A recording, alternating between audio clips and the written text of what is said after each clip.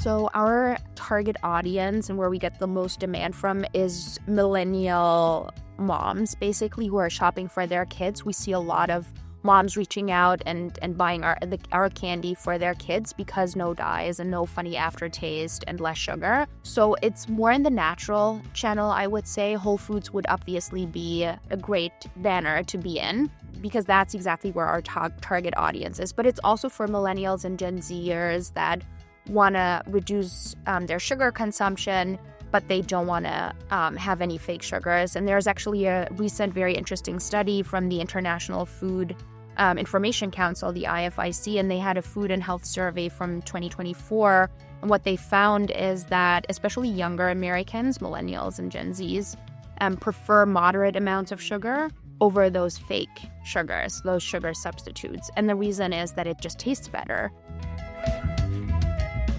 Hello, everyone, and welcome back to the Startup CPG podcast.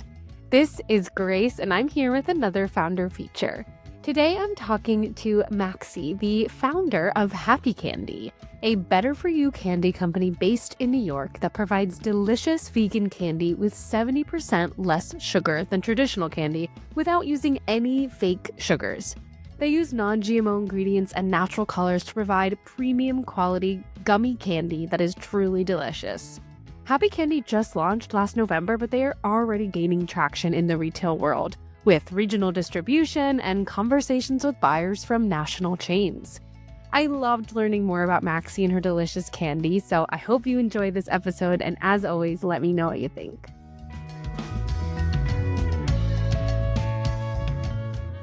Hello, everyone, and welcome back to the Startup CPG podcast. This is Grace, and today I'm so excited to be joined by Maxi, the founder of Häppy Candy. Welcome to the show, Maxi. Thank you, Grace. I'm excited to be here. So excited to have you, and we actually are recording this on Valentine's Day. This will come out later in the year, but Maxi's wonderful candy brand has beautiful little heart-shaped candy, and we were just saying how we really should have put this out on Valentine's Day, but we'll get him next time. But anyway, would love for you to introduce Häppy Candy to our listeners so they can figure out who you are. Yeah, absolutely. So Häppy Candy is truly better for you gummy candy. We use 70% less sugar and no fake sugars. So there's no stevia, no monk fruit, no allulose, no erythritol, none of that in our candy. We simply use less sugar. And as I mentioned, it's 70% less than, on average, your Haribo, Sour Patch Kids, Yum Earth, and all the other candy brands out there. So it tastes really good. And all the ingredients are non-GMO. We don't use any dyes. So it's only natural colors. And our gummy candy is vegan, so we don't use any gelatin as well. So overall, it's a really yummy and healthy gummy candy that comes in heart shapes, as you just mentioned. So it is the perfect Valentine's gift, actually. And the name Häppy Candy gives it away. We're all about good vibes, happiness. I actually came up with the idea during the pandemic, and I thought we all need some more happy moments, and that's how the name of the brand came together. That is awesome. I love that. And it's funny, last year, the Startup CPG team, we were talking about how a lot of this like better for you candy does have all of these things like allulose or other sort of fake sugars, and we were all like, oh, these are so yummy, these are so good. And then we would have like pretty intense indigestion after eating these better for you candies. And we all were saying how we thought it was hopefully going to be a trend that people would be using real sugar, but thoughtfully in products and thinking about the ways that could be possible. And that seems like exactly what Häppy Candy is doing. So yes, that's exactly right. I myself, when I tried Better For You gummy candy initially, was really disappointed with not only the flavor and taste of the candy. So usually there's a funny aftertaste from those fake sugars. If you think about stevia and monk fruit, but then also the fact that they cause a stomach ache and you feel bloated and you get gas and all of these side effects, that really bothered me. And that's why I set out to create a better for you gummy candy without any of these fake sugars. Yes, it's so important and exciting to have on the market and to also have something that actually tastes good and is fun and sort of joyous in its flavors. And I'm curious, when you were coming up with this idea, were you at all coming from a CPG background? And how did you decide, okay, I have this idea to create a better for you candy and I'm actually going to do it? So my background is actually in asset management on the finance side. So not in CPG, but I've always been interested in nutrition science and in the food space. And I did a certificate in nutrition science at Stanford on the side, and just developed this passion for food and how food can be your medicine or it can make you sick. And I actually myself was diagnosed with an autoimmune issue. And so I had to make healthier food choices. And as part of that, I was working with a nutrition scientist and learned so much about what food can do for you and what impact it has on your health, your body, your well-being. And so that's why I decided to do something in CPG. And because, I'm German by origin, I grew up in Germany eating a lot of Haribo when I was younger. So I really love gummy candy. But because of that autoimmune issue, I had to stop eating it. And I said to myself, I have to create a better product. And as I just mentioned, the existing better for you options out there were just not cutting it for me. So that's why I created this new, pretty differentiated better for you gummy candy. Yeah, I'm so curious. Like, how do you make a candy with 70% less sugar and still have it taste good? And how did you set upon that journey to create that? Like, how did you do it? Yeah, that's another great question, especially if your background is finance and not CPG. So I basically just started cold calling manufacturers and indicating that I'm interested to launch this brand. Some of them thought I was crazy. Some of them were like, yes, let's work on this together. And so I found a great manufacturer who I developed this formula with. I told them what I needed and what I wanted to avoid, which are these fake sugars. And so we iterated on that, and it took us a good year to get to the perfect formula. But essentially, we're using glucose syrup in our product, which is the sugar component, but so much less that it comes to 70% less than your average gummy candy, which is per 50 grams of gummy candy, 29 grams of sugar. If you think about that, that's just so much. And we give that to our children, and, we have it ourselves. And we're just simply putting in less sugar, and it's similar to what Unreal Snacks does in chocolate. If you're familiar with them, they simply use less sugar, and we're doing the same thing with gummy candy. Yeah. I'm sure it was daunting, though, to send these cold emails to manufacturers as a total newcomer to the industry. And I'm curious, like, how it was being a newcomer in this industry as you were launching Häppy Candy, because I know so many founders. I find it to be more the exception that somebody has a CPG background and founds a CPG company than it is that people don't have a CPG background and go all in. So how was it for you to be a newcomer in this space? It was really hard in the beginning because you're drinking from the fire hose. You're trying to learn. I didn't have an established network yet. So what I found to be most helpful is connecting with other founders and veterans in the industry. And actually, Startup CPG has been a great help in doing so, connecting with other founders and experts in the field and just asking questions and learning. But it took a while for me to get to a good understanding of, how the industry works and how to navigate it, because it's very different from the finance and asset management industry. But yeah, just learning by connecting with people, asking questions. And when I was reaching out to those manufacturers initially, what I completely underestimated is they know you don't have that knowledge. So you really have to make sure you talk to as many as you can to compare the pricing, to compare the formulas that they can offer, the ingredients they're using, and learning. You're learning from every conversation you're having with a manufacturer, and especially on the pricing. And what I back then learned is the MOQs, the minimum order quantities, which are typically very high. So it means that even for, if you wanted to start just trying out how that product will resonate with the market, you will have to invest a lot because there are these MOQs, which I was not aware of before I set out on that journey. So I learned a lot in the last, couple of years as I was working on this product and brand. Yeah. And as you were developing Happy Candy, the product, did you keep working your full-time, job? And are you still working it? I actually don't know. Yes, yeah. So New York City is a very expensive city to live in. Yes. And we're based in New York City. Actually, one of our SKUs is called Big Apple for that reason. It's green and red apple flavors, and we call it Big Apple because we're from New York City. But yeah, I had to keep my job and also to finance not only the operations, but then also just my living expenses. And what I did is basically work with freelancers to help me wherever I needed help. So a designer who's a freelancer gets paid, on the go for these projects to help me to get where I need to be. The same with social media and other areas of the business where I needed help to basically maximize my efficiency because I only had a limited amount of time that I could dedicate to the business directly. So yeah, I had to keep my day jobs.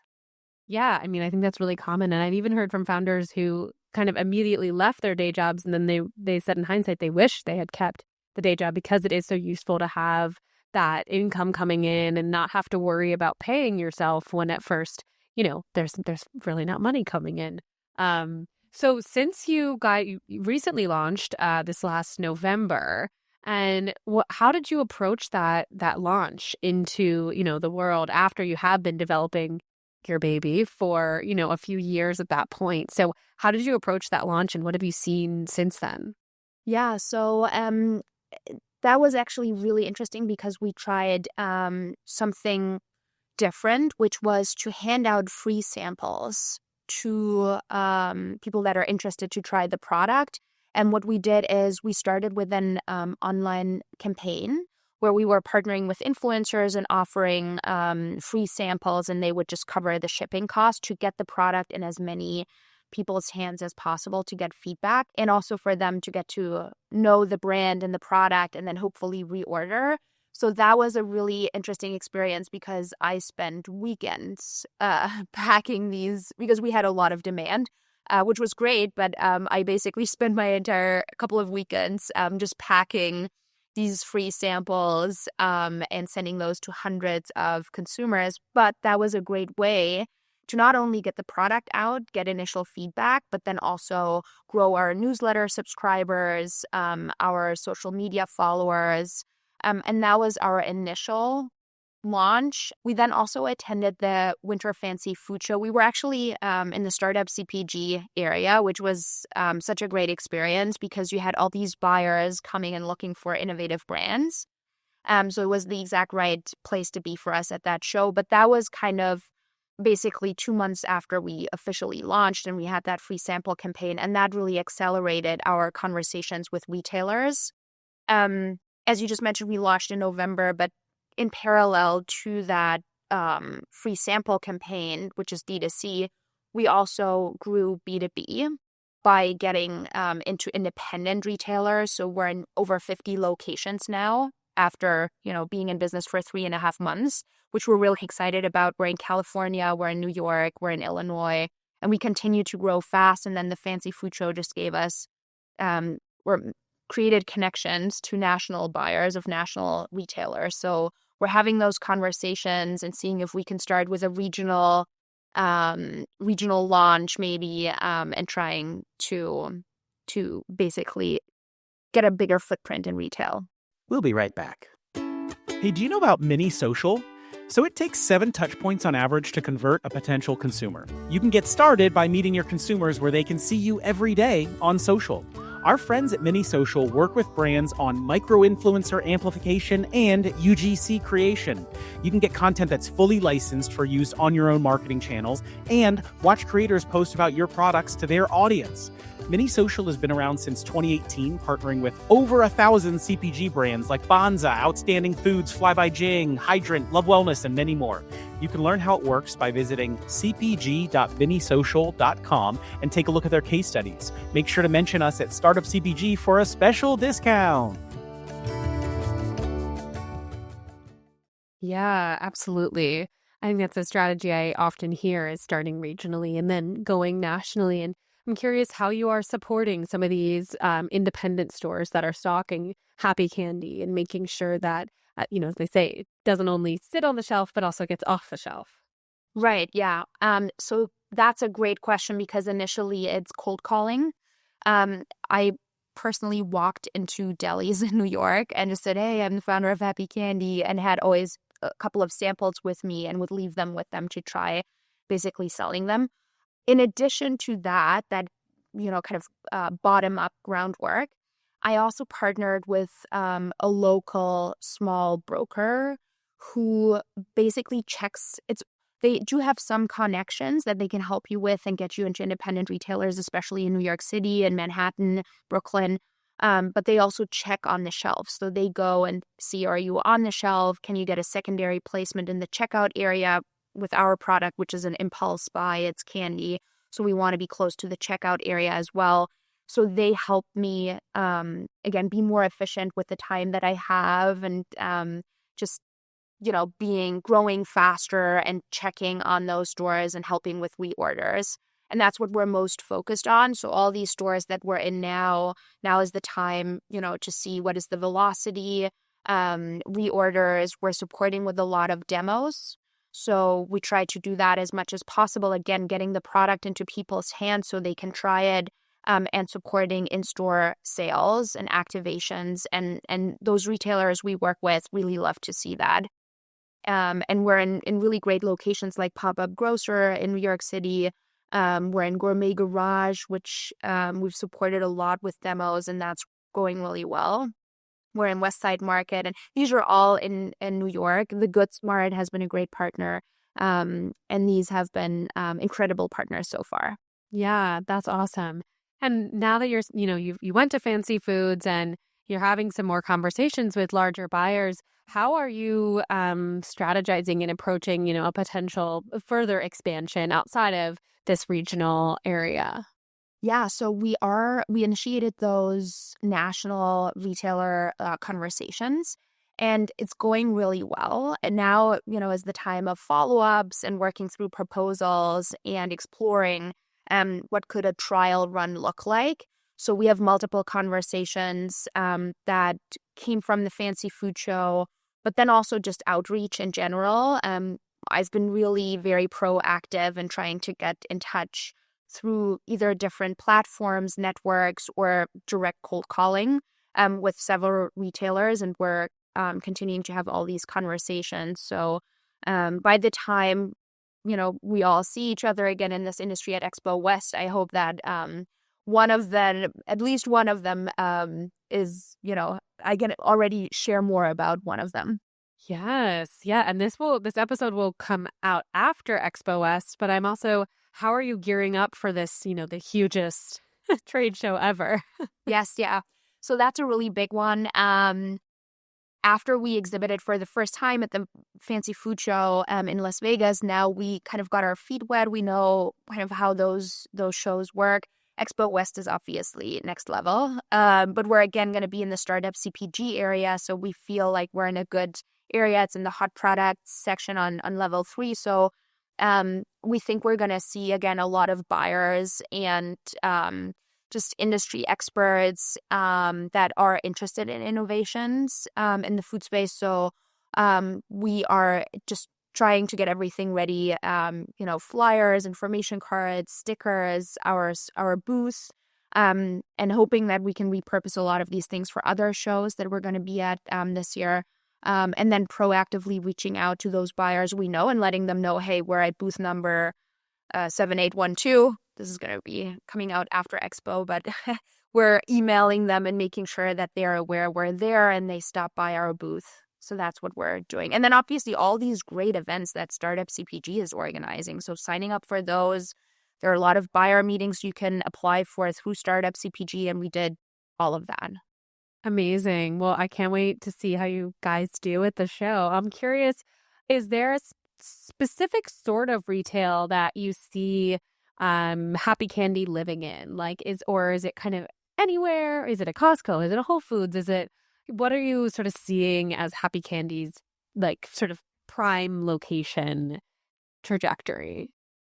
Yeah, so our target audience and where we get the most demand from is millennial moms basically who are shopping for their kids. We see a lot of moms reaching out and buying our candy for their kids because no dyes and no funny aftertaste and less sugar.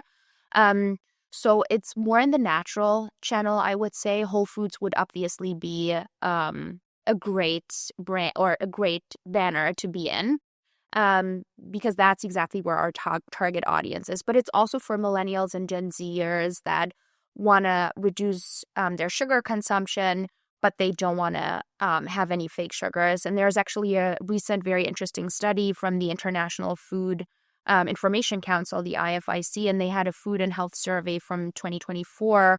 And what they found is that especially younger Americans, millennials and Gen Zs, prefer moderate amounts of sugar over those fake sugars, those sugar substitutes. And the reason is that it just tastes better. But they still want to consume it in moderation, obviously. And over a third of Americans actually completely avoid any alternative sweeteners. And those could be natural, like stevia and monk fruit. But basically trying to avoid their intake of fake sugar. So we think actually with our product, we're pretty on trend of where the market is going and what the future of candy is going to look like, in our opinion. Yeah, I mean, I definitely agree. And also personally, as I said, I don't really like those fake sweeteners either because they give me a stomachache. So I appreciate that there are more brands like yourself. I also interviewed Bear Maple, where their beverage is completely sweetened with maple water, which I loved. But yeah, there's so much cool innovation happening in this space, and I'm thrilled to see a gummy candy that isn't creepy ingredients. But another question I wanted to ask is, you have a background in finance, and I'm curious what your approach has been to financing Häppy Candy, and especially as you are gearing up to, potentially expand further. How have you approached, making sure everything has enough money to keep going? Yeah, so that's a really good question because I'm bootstrapping this brand, meaning this is basically my savings that I'm putting into the business. So all my friends bought apartments or, invested in other things. I am investing in my company. Yeah. And at some point, as we're expanding, I will need to either take on a loan or find outside investors. I think we are too early for VC for sure. But even with business angels, I'm hesitant because in the beginning, you just give up a lot of your equity. Obviously, you can accelerate growing with more capital, but I think it's too early for us. By the time we open up one or two of these national retailers, I'll definitely need to look for outside capital. But at this point, it's all bootstrapped. Yeah, absolutely. It's such a hard balance between bootstrapping and wanting to expand and going further. But talking a little bit about the DTC and using the samples and sending those out to influencers and other people. I'm curious what your approach has been since that launch to working with influencers around Häppy Candy. Yeah, so it's interesting because we found there are two types of influencers. Either influencers that are charging for posting about your brand, which we cannot do because it's just not in our budget at this point. And the other way is they are fine with just getting a barter deal. Basically, you send them product and then they will present it to their followers, which we've had, a good amount of influencers that were willing to do that. But the effects have been limited so far. We gained additional followers, but in terms of that converting into significant sales, we haven't seen that yet. But I will also say I think it's a dedicated program that just needs a lot of time and dedication, which I'm a one-woman show, as I mentioned, so I'm very much focused on retail right now. But I do think there is a big opportunity, especially, and this is not for us. We are on TikTok, but I've heard from other fellow startup CPG brands that TikTok is a really great way to partner with influencers and grow your brand and generate sales from that.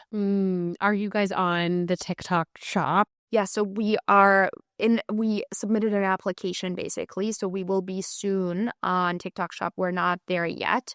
We don't have a ton of followers there yet either. So we're just starting to build our presence there. And then hopefully we'll also be able to partner with influencers and create a larger following and convert some of those activities into sales. We'll be right back.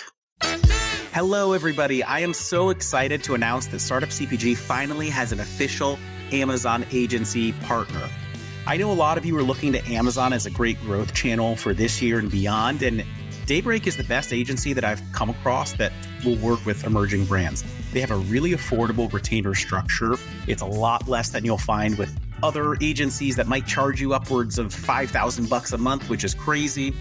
Based on recommendations from this community, I actually worked with Leon for my own brand and had an amazing experience. The sales grew very quickly. We started ranking really high on organic search results and really just capturing search terms in the category. I think he is an amazing fit for brands in this community, and I highly recommend reaching out to him for a chat. You can reach out to him at leon@daybreak.agency. That's Leon at Daybreak, DAYBREAK.agency. Make sure you mention us at Startup CPG so that you can get $600 of free design credits if you end up working with them. Good luck. And now, back to the show. Yeah, totally. I've definitely heard from people that have had their TikTok shop for a minute now that it's like been a great point of sale for them. I'm curious, this is maybe like my own, idiosyncrasies, but I would have such a hard time. And I know this is what like every founder has to do is like get on social media and video myself like selling my product or anything. And so I'm curious, I know you were saying you're sort of starting to ramp up more your social media, but how do you kind of get over that hump of like putting yourself on social media and like being out there like, please buy my product? Yeah. This is such a great question because I'm really struggling with it.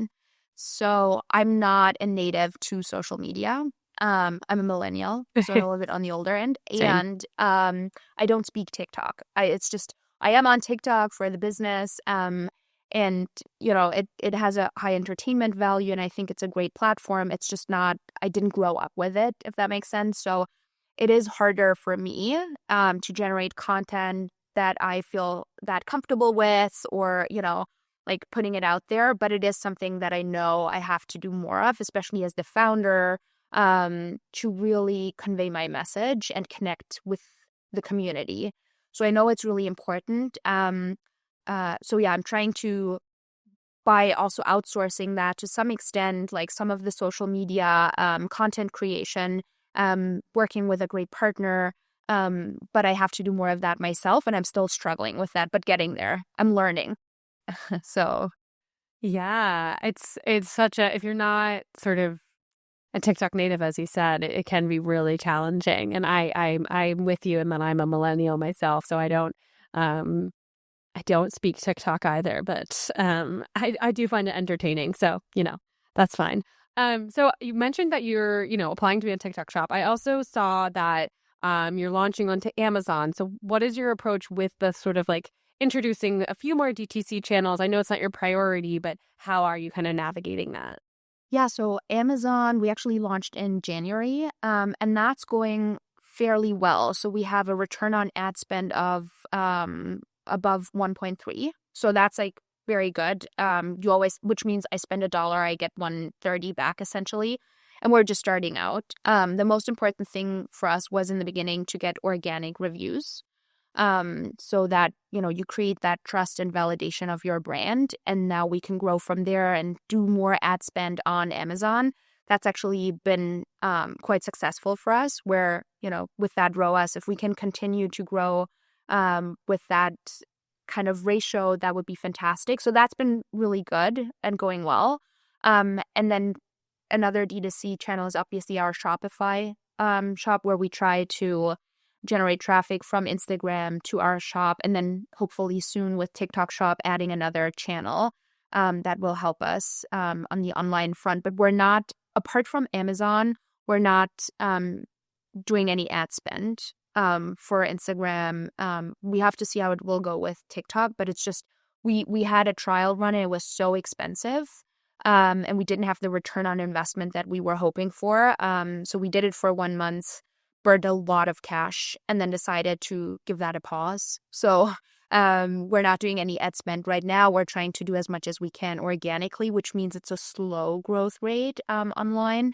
But yeah, again, it's an impulse buy. So I'm hoping that with our presence in retail, that's going to help us on the sales front.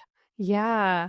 I'm curious, I hear this from so many founders that, reviews online are so important. And I'm curious if you do anything to incentivize organic reviews, or if you have any approach to trying to get customers to actually go and leave a review, because I do know they can be so helpful to your visibility. 100%. Yeah. So on Amazon, you're actually not allowed to ask your customers to leave a review. So that's all handled by Amazon. Oh, wow. And you get those automatically. In the beginning, I was just asking friends and friends of friends, please order and leave a review if you like it. And so that was helping to get the initial reviews. And now it's growing organically with our, little effort we put on Amazon. And then for Shopify, we have an app installed called Judge Me, and that automatically, after you order, sends you an invitation to leave a review. So that's been a really good tool for us as well. Yeah. Yeah, that's awesome. I will definitely go leave my review after this podcast. I'm always forgetting to do that. And I hear that from founders so often, is like, if you have 30 seconds to spare, go leave a review on the brands you love, because it can go so far. So I'm making a mental note to do that today. But another sort of bigger question is, I'm thinking about, you're a fresh founder, and I'm curious if there's anything that you've learned over these last 6 months to a year of developing and launching Häppy Candy. I mean, I'm sure there's many things, but if there's one piece of advice you wish someone had told you when you were on day one of Häppy Candy, anything come to mind? Yeah, I think it would have been great to know earlier on to surround yourself with experts from the industry, and having that network that I have now, where I can just ask fellow founders or experts and get really valuable advice, because I've had, a lot of learnings, but they were expensive, if that makes sense. So I think early on, just putting yourself out there, networking, people are incredibly supportive in this industry. And reaching out and asking for advice, and, just not being afraid to share, I don't know how to go about this, or I really don't know anything about this at all. Can you please help me? Most of the people will actually give you really good advice, and the more people you ask, and the more you will learn. So I think that's one thing. And maybe to add one more thing that I learned over the last year, at least, is that the CPG industry is just a very it's an expensive place to navigate, if that makes sense. Or maybe just the last sentence I can rephrase. The second thing I would add is that in order to be successful in retail, you need a lot of funding or budget, because as you scale, you need to support it with promotions, with demos. And that is something I underestimated in the beginning, that you just need a lot of capital to successfully grow and establish your brand and get it out there. So that is just something to be aware of, and really think thoroughly through your finances. If you're bootstrapping, what's your capital? How far will that get you?